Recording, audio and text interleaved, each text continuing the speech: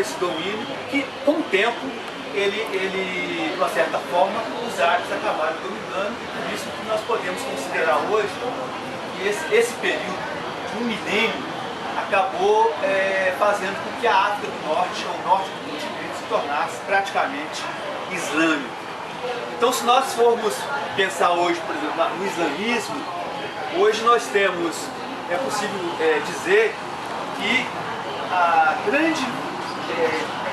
a gente encontra mais a população islamizada no norte na própria África do que no próprio Oriente Médio.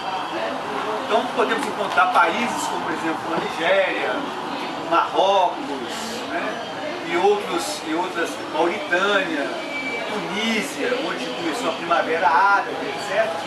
Países com uma forte presença dessa filosofia de mundo, dessa visão de mundo fundada na cultura islâmica. Por isso nós vamos perceber, por exemplo, que a Nigéria, que tem uma influência muito grande no Brasil, especialmente na Bahia, essa presença forte da cultura islâmica na sociedade brasileira a partir da Bahia, que no caso da sociedade vai gerar mais tarde uma revolta importante, que foi a revolta dos Maurícios no século XIX em Salvador, por exemplo. Então esse é um fato importante, né? O processo começa no século III da era cristã e vai até o século XVI, quando os europeus chegam na costa atlântica. Ou seja, o que eu estou querendo dizer com isso? É que quando os europeus, especialmente portugueses, chegam ao continente africano, eles vão encontrar sociedades já estruturadas, sociedades com estados organizados, né? E sociedades com um conhecimento, sobretudo da tecnologia, e em especial a tecnologia da extração do sal, do ouro, né? Já conheciam sobretudo a metalurgia, que são processos, do ponto de vista dessa tecnologia, que vão chegar a Minas Gerais, por exemplo, aqui em Nova Lima, no século XVIII. Né? Em especial, esses estados marcados por essa influência islâmica, como o estado do Ghana, né? O Império do Ghana, o Império do Mali, o Império do Songhai, que são impérios fundamentais no processo de dominação, sobretudo, da metalurgia. Um outro momento nesse processo de resistência dos africanos à presença islâmica, vamos encontrar também na África do centro para baixo, chama África subsaariana, a África para o sul do continente, onde que os árabes, ao penetrar no norte da África, provocou uma migração intensa para o sul do continente.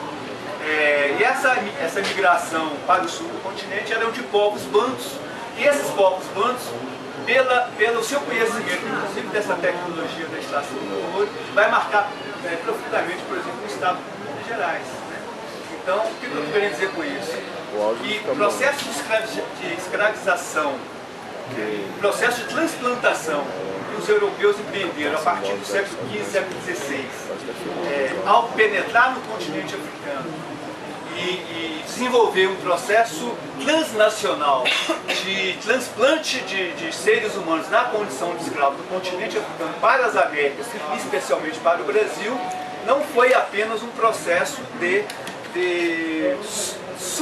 subjugar apenas o corpo dessa população, mas um processo que possibilitou a apropriação do conhecimento tecnológico dessa população e ao apropriar desse conhecimento tecnológico, e essa produção desse conhecimento não é visibilizada pela história oficial, essa, de uma certa forma, vai fazer com que a vanguarda ou a intelectualidade negra, nascida na crítica à história, ao forjar a história do Brasil, fazer com que a gente comece a ter uma outra leitura da história, de colocar os africanos e os descendentes desses africanos como sujeitos da sua própria história. Agora, eu acho mais importante é que esses povos da África Central para baixo,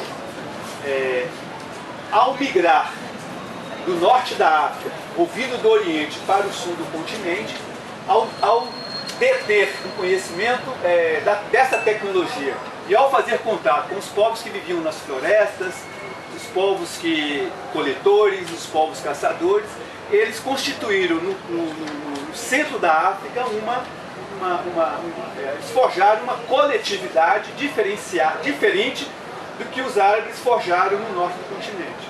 Ou seja, os árabes impuseram, a partir da força, uma cultura que, de uma certa forma, construiu uma hegemonia, mas uma cultura que foi construída pela força.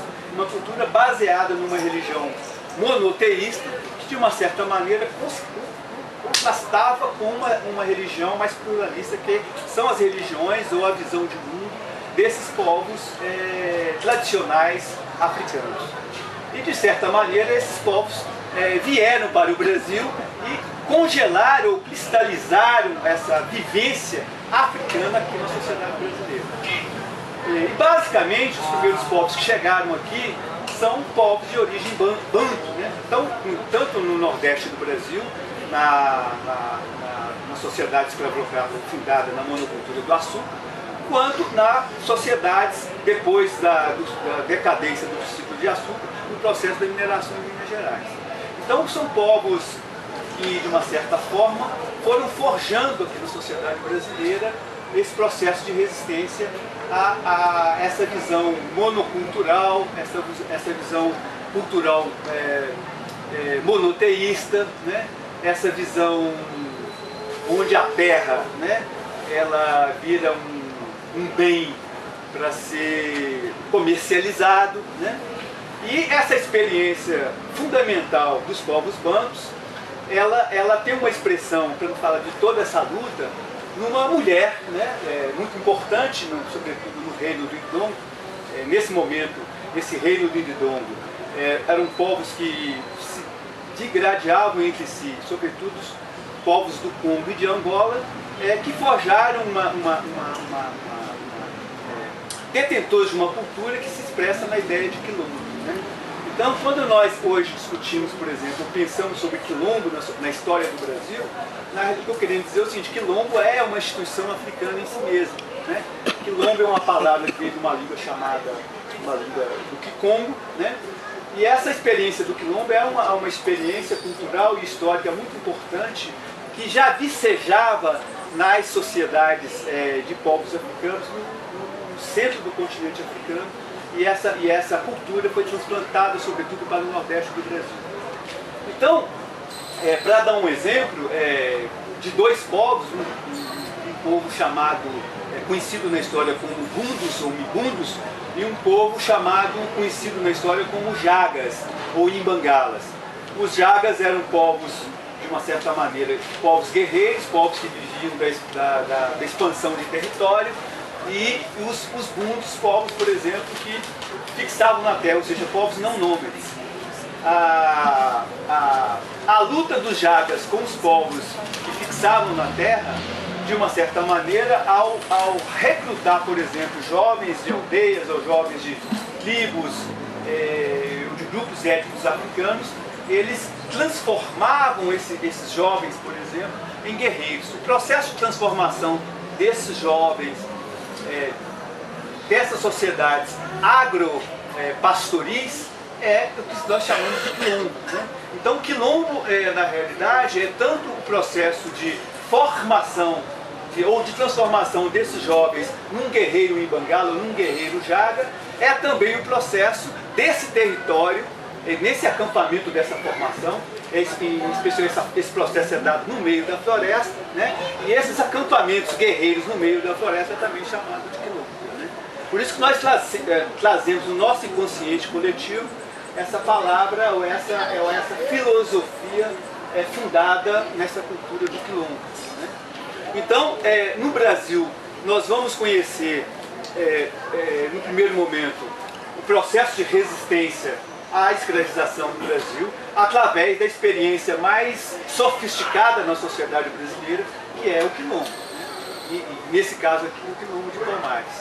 Então, por isso que os historiadores ao se referir a Palmares, né, em Alagoas, no século XVII, 1590, 1545, 1555 até 1695, essa experiência do quilombo no Brasil é uma experiência africana desses povos bantus já traziam para o Brasil. E Palmares, a ideia de Palmares é porque esses africanos já conheceram aqui no Brasil essa palmeira. Nós sabemos que o Brasil tem uma diversidade enorme de palmeiras. E dessa palmeira eles extraíam tudo, né, praticamente tudo. Né? Da palmeira você extraía desde o leque, né, para abanar, mas você construía as casas, você fazia as armas para a guerrilha, você fazia as armadilhas, e inclusive você produzia da palmeira óleo para a iluminação, ou óleo para produzir, por exemplo, a manteiga. Né?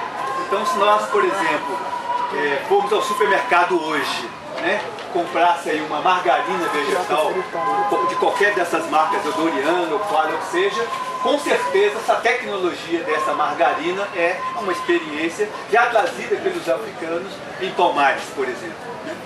Então eu acho que e quando eu estou falando dessa palmeira, eu estou chamando a atenção para uma construção de uma visão de mundo mais ecológica, de uma visão de mundo mais ontológica, ou seja, o que é que esse ser africano está produzindo na sociedade brasileira, né? Que quando nós vamos conhecer a história do Brasil, essa mão que produz essa cultura, ela não aparece. Então Palmares, com uma experiência sofisticada, não só no Brasil, mas na Colômbia, na Venezuela, no Haiti, em Cuba, com outros nomes, na realidade, essa experiência de resistência a uma sociedade escravagista, uma sociedade escravocrata, onde a terra é um bem para ser explorada e se transformar em capital, na realidade é uma visão muito próxima à dos povos indígenas da sociedade brasileira, onde a terra é um bem coletivo. E em Palmares, essa terra também é um bem coletivo, só que nesse momento era uma sociedade ainda guerreira, uma sociedade militarizada, porque uma sociedade precisava se defender do processo do exército colonial esclavagista. Né?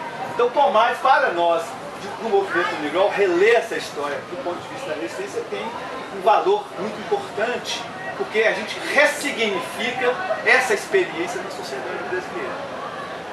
Agora, o mais importante é que Palmares, ao ter uma visão de produção de riqueza na terra coletiva, ela produzia também um excedente dessa produção. Esse excedente da produção, você constituía ali um fundo para se defender da opressão e, ao mesmo tempo, você distribuía isso de uma forma coletiva para os outros quilombos em torno da própria sociedade palmarina. É claro que quando nós vemos o desenho de Palmares, na verdade é um quilombo, na verdade não é um quilombo, são diversos núcleos quilombolas centralizados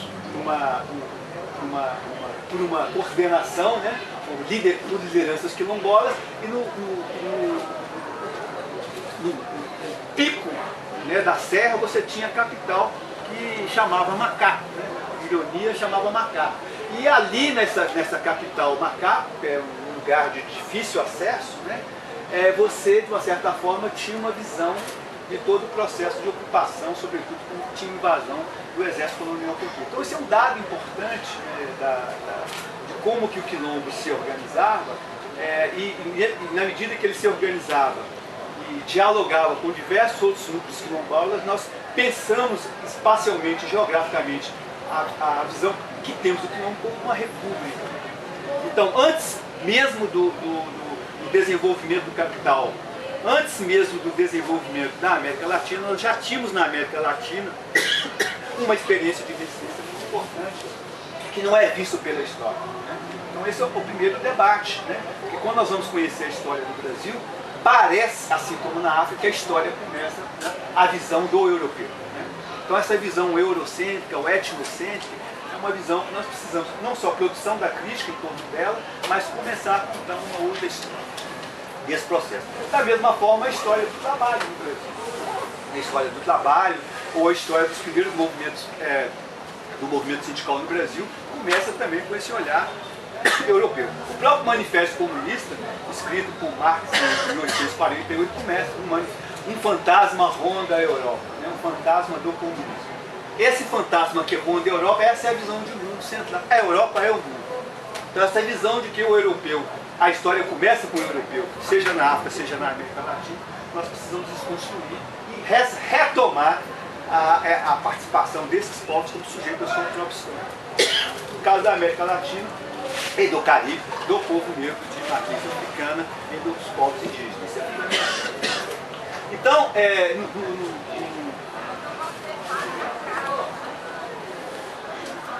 nessa discussão da resistência, para além de vários outros tipos de resistência que essa população encontrou, como a revolta individual, assassinato do proprietário de fazenda, o estupro, né? O estupro não, o aborto, né? Nesse momento, por exemplo, nós tínhamos uma população de mulheres negras muito pequena. Essas mulheres eram submetidas a uma violência que é incomparável dizer. Então esse estupro histórico dessa mulher e da mulher indígena que vai forjar o que comumente se fala de miscigenação na sociedade brasileira.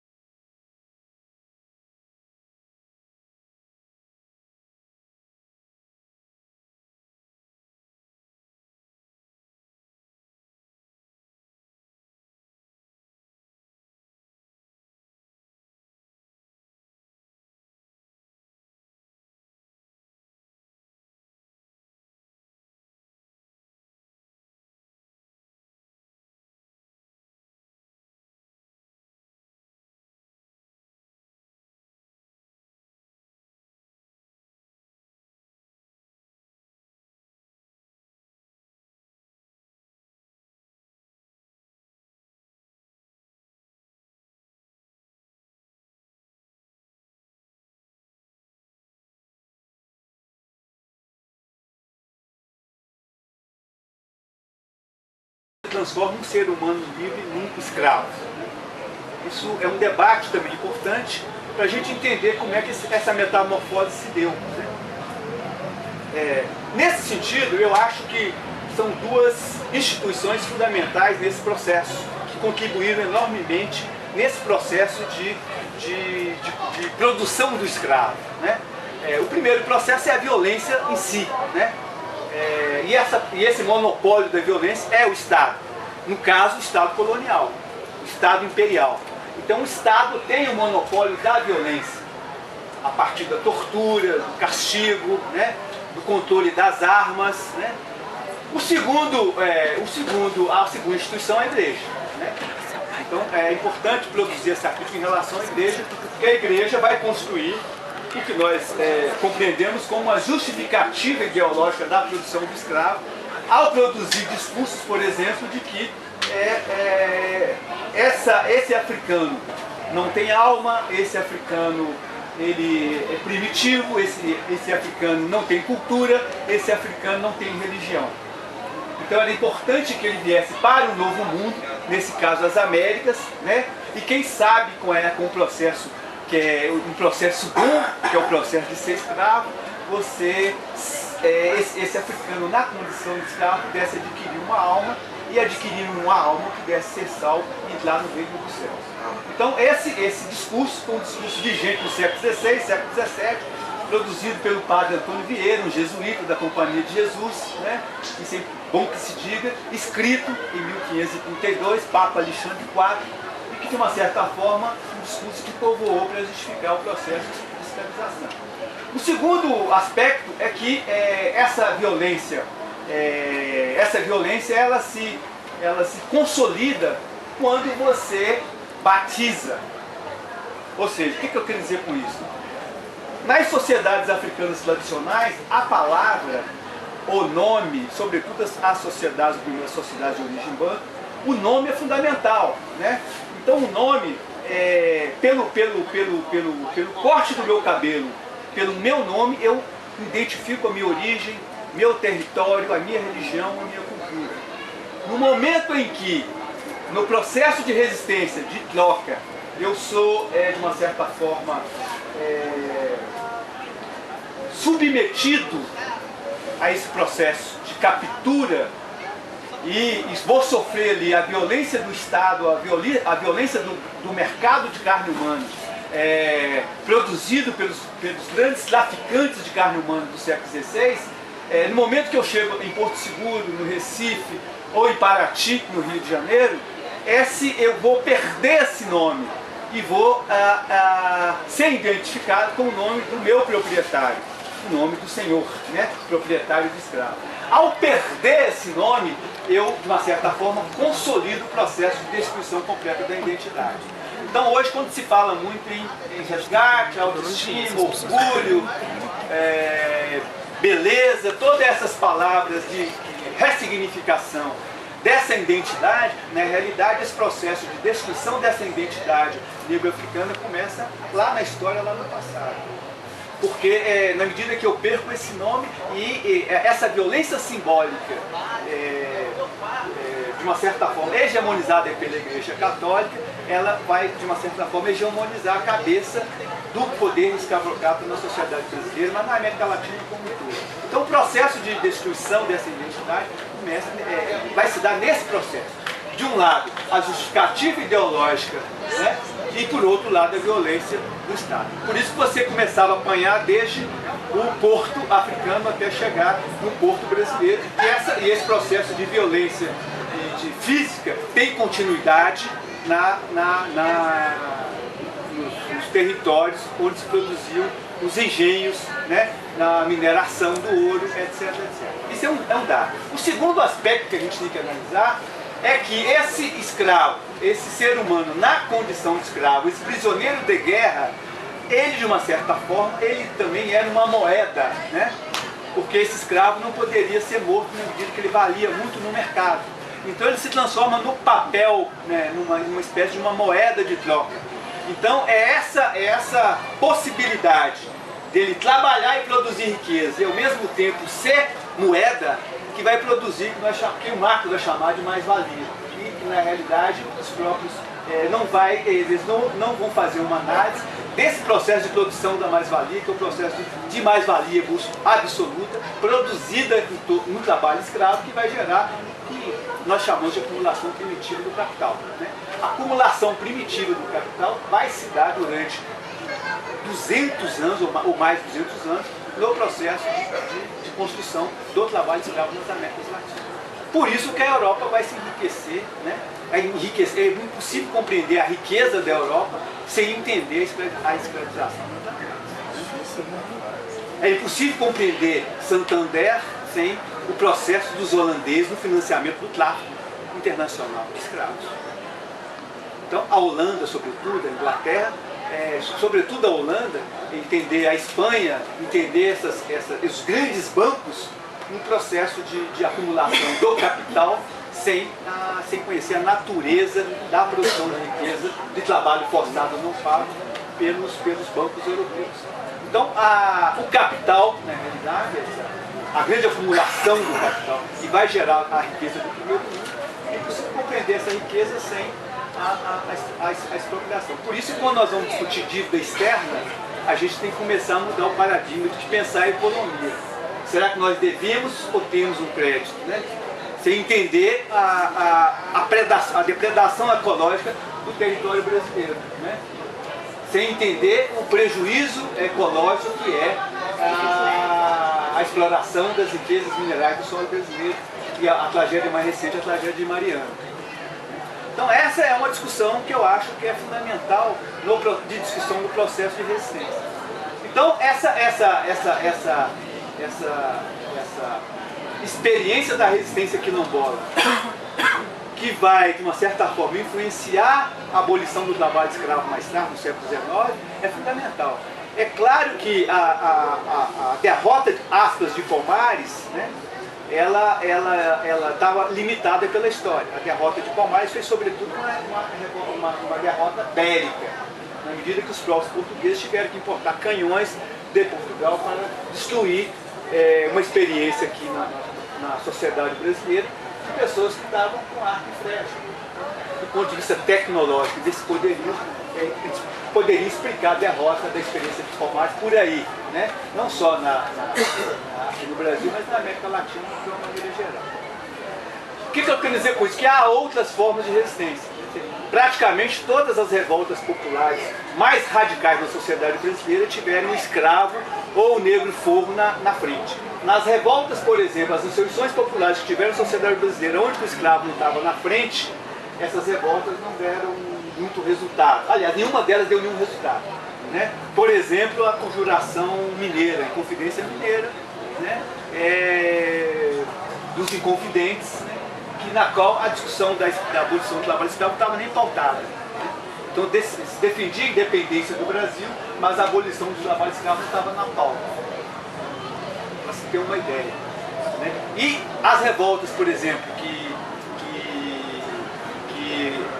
os africanos tiveram na frente, ou pelo menos conduzindo o seu processo, elas foram mais radicalizadas, como, por exemplo, eu estava citando atrás, a Conjuração Baiana, a Revolta dos Búzios, a Revolta dos Alfaiates, Cabinada, Sabinada, várias revoltas populares que radicalizaram com o Império, radicalizaram com a República, foi nesse sentido.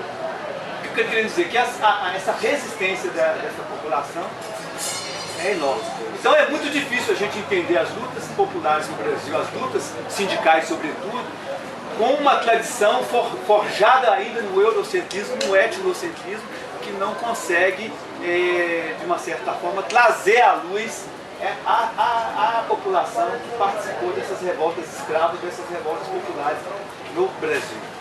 Então, todas elas, né?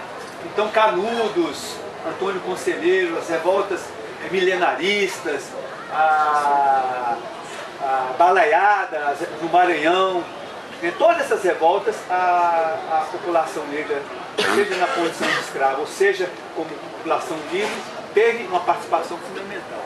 Então essas revoltas todas vão, de uma certa forma, impactar a abolição do trabalho escravo no Brasil. Isso porque a economia, do ponto de vista mundial, passava por processos de transformações importantes, como a Inglaterra, porque esse trabalho escravo gerou a Revolução Industrial na Inglaterra.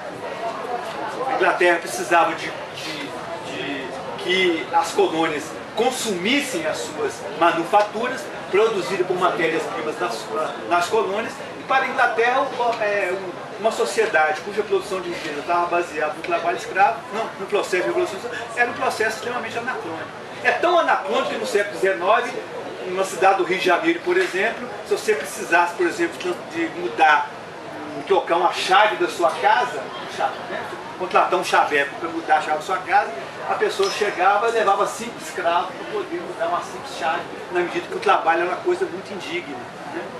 Então a pessoa chegava, o dono do chaveiro com um guarda-sol, um para carregar a caixa de ferramenta, o outro para carregar a fechadura. Então, que economia, que desenvolvimento é possível produzir a partir de uma sociedade onde o trabalho é uma coisa indigna, suja, né? Onde o trabalho é coisa de preto, coisa de escravo. Então, ressignificar isso, pensar isso de uma outra forma, faz parte dessas lutas populares do Brasil. Então, isso vai, de uma certa maneira, provocar a abolição do trabalho escravo, que não tem nada a ver com a libertação do negro. Pelo contrário. O processo da abolição do trabalho escravo no Brasil é acompanhado por uma forte imigração. A Europa passava por uma crise, o europeu chega aqui com uma mão na frente e outra atrás. Qual é a diferença do europeu? Ele vai ganhar uma coisa fundamental que está na nossa agenda de hoje, que é a terra. Então, a luta pela terra no Brasil, além de ser uma questão maldita, está pautada pelo movimento sem terra, pelos remanescentes quilombos, pelas ocupações urbanas, né? Pelas favelas, etc. Parece que está muito distante, mas está aí, porque a abolição do trabalho escravo no Brasil não foi acompanhada dessas reformas estruturais de base. Estamos vivendo uma crise porque nós estamos vivendo essa crise, porque também não foi acompanhada por reformas políticas